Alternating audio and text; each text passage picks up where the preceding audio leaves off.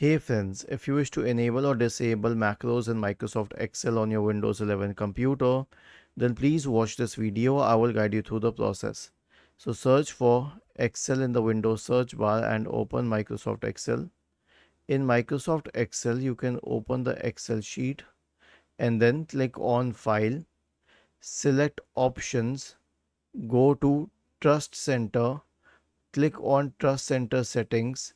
You will have to go to Macro Settings and then you have all the options here. So unless macros is specifically disabled, it will be enabled. And if you wish to enable VBA macros, you can select this one and then click on OK. But again, you enabling macros is a dangerous thing, so we will disable VBA macros with notifications and click on OK and then on OK once again.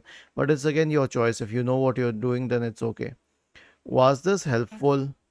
If yes, then please subscribe to the channel.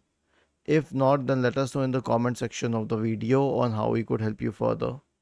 Thank you for watching this video and have a nice day.